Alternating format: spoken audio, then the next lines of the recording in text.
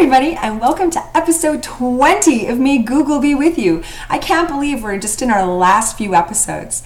Today's episode is dedicated to the future of education, and we know that computer science is going to be a big part of that. The future needs computer programmers, or at the very least people who understand technology in a creation way as opposed to just a consumption way. Now, computer science and coding can seem very abstract, or like it doesn't apply to elementary school, for example. But really, it's an important skill for kids to use computational thinking, logic, and reasoning, even if they're not going to become computer programmers. We can also use computer science and computational thinking in many different subject areas. Language arts, we can make poetry generators. We can make scorekeeping games in math. We can do virtual tours of different regions of Canada and social studies. You name it. It doesn't just have to be an optional add-on class for the best and the brightest. Now, there's many great ways to learn all about different types of coding and computer programming, everything from very little kids right up to high school. Today, I'm going to show you how Google offers a free and easy program specifically for educators called Google CS First. Now, this program is for the teacher who has absolutely no programming experience whatsoever. Every one of the activities can be linked to different areas of the curriculum, and there's a completely scripted lesson with instructional videos and support for every single fun activity for your students. So you don't have to feel intimidated. Now, the lessons are geared for students ages 9 to 14, but of course, you can gauge that based on the experience level of your students as well. And all of these different activities are designed to take less than an hour, so it's not something that has to consume all of your class. This is also a really great way if you were thinking about starting a coding club in your school. What a great jumping off point to be able to do this. And the wonderful thing is that the coding platform that Google CS First is using is Scratch, which we know is a universal free web-based platform that doesn't require Flash, so you can now use it on any device you have available. So what I'm going to show you is how we can get started with Google CS First, starting up our first class, and finding our first activities. Now you can see that I have attached a link to this site below this video. And on here, it's going to be able to go through how you can teach CS First. It's going to let you explore the curriculum, and you can even sign in and get started. The curriculum is really exciting because it does break down different activities based on interests or different subject areas. And so you can see they'll also give you a difficulty level, and they'll also have some of these are available in the second language of Spanish. And so what some of the kids really love is being able to start with making your own Google logo. But of course, there's complete themes that are available. If you want to tell stories, if you want to do some fashion, some art, if you want to be able to look at maybe some like health and life skills and making some friends, there's lessons for there. You can see music and sound, sports, game design. So there really is a lot of different availability for teachers to be able to use this platform. What you can do is you can see all of the lesson plans for each one of the different activities, which will be available for you in a Google Doc. You can save a copy of this doc straight to your Google Drive. That way you always have it when you want to refer back to it. It'll give you what it is at a glance, and then what it'll do is it will break it down into basic activities so that you know how to progress through the lesson with your students. Additionally, you can see a link for digital materials. So this is where you can look at a starter guide, lesson plans, solution sheets. There's even flyers if you want to be able to have posted up around your school to be able to advertise if this was for a club, a video to perhaps show parents. And there's even some really great passports that you can print and give kids so that they can earn stickers and badges along the way for them to be able to learn their computer science. So you can see here there's a passport that kids can be able to use. And there's even a little certificate that's part of it. And you can print these off double-sided just for the students to be able to go through the different activities that they've done. The same with just different badges. You can print off these badge sheets. You can see here this is for the storytelling. And now you can print that off and be able to give it to your students for all of the different activities they completed. And they can just glue stick it to their passports to keep track of all those awesome challenges. One big thing I really appreciate is the contingency plan. What happens when somebody booked out the Chromebook cart? The power went out. We have no internet. Well, there's always a contingency plan available. And what this is alternative plans for you to be able to use when, you know what, you don't have a computer. So how can you do some different things and what are some different activities that you can do and different things that you can use, whether that's using different devices or whether that's using something that doesn't even require a computer at all, and we can do some computer science unplugged, such as this draw like a robot activity. Now, I also love that Google CS First wants to be able to support teachers. So when this was originally developed, it was to support after-school programs, but we've realized what an important place that computer science has within our everyday curriculum, but that our teachers don't necessarily have that background. So there's a complete teacher support area that will take you through some of the basics so that you can feel confident and amazing, maybe a little Jedi-like up at the front of your room while you're able to show the students the different pieces. So there's complete training materials for you, including instructional videos.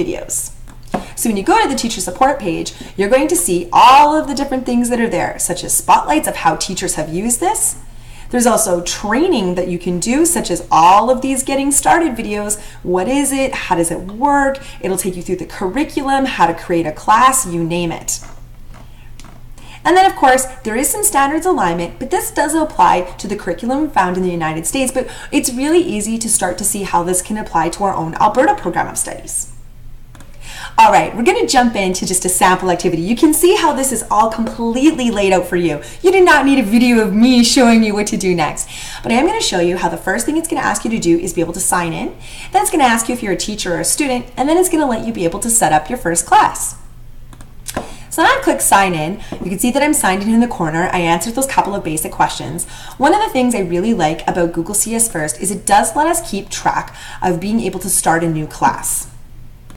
So I'm going to go ahead and choose my class. It's St. Peter's Center, and it's going to put me on the map. Now, what I get to do first is it's going to take me through a bit of a menu so that I can get started. So it's going to say, start by choosing your theme, and just know that it goes for any student, and you can start from beginner and go out through the year. And so now I can go through and I can search those different pieces that I want to do. I can choose some of those sample activities to get me started. And what I really love is they even let me see some student samples, which is really great. And then of course I can go through some of these different themes. They do start with the storytelling theme because it is a really great introduction to using Scratch. As soon as I choose this theme, it's going to get me started to the next step. So what I can do is I can also set the first day of my class and keep on going with my time zone.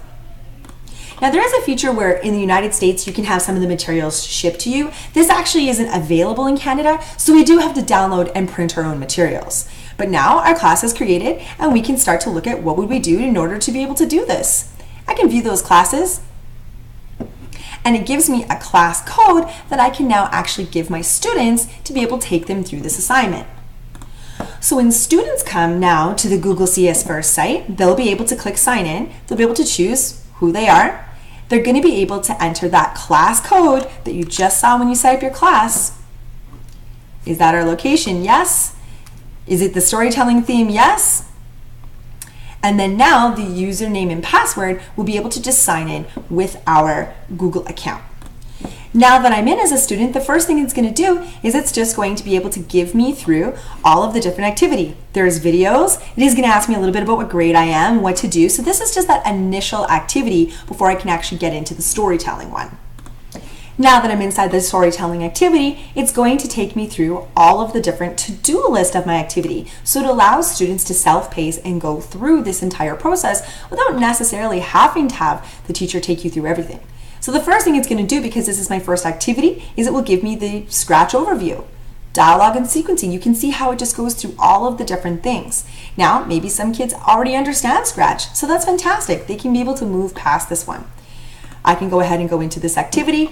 Each activity starts with a video teaching me how to do something, and then of course I can click through, and it will give me instructions and links that I need to complete the project.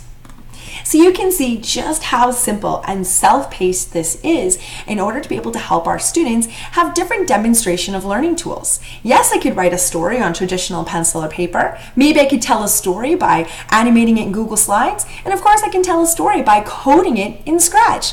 All of those different ways are wonderful ways for students to be able to showcase what they understand.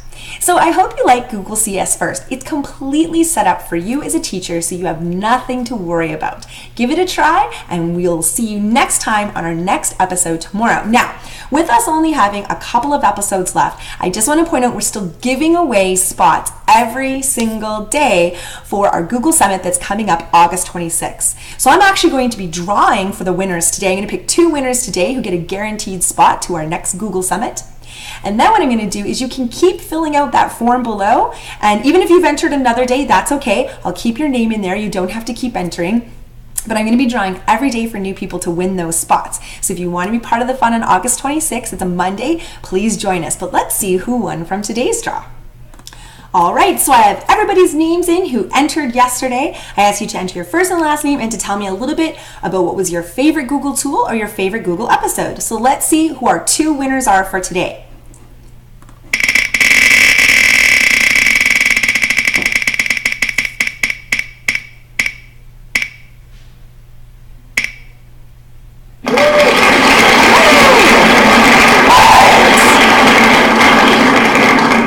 Congratulations, Stephanie Malkin. Her favorite tool has been Google Tour Creator. She loves that she can create 360 images, and just being able to try, she tried this out with her daughter and her son while they were at the lake using the online voice recorder. All right, and our second winner for their guaranteed spot to the summit is...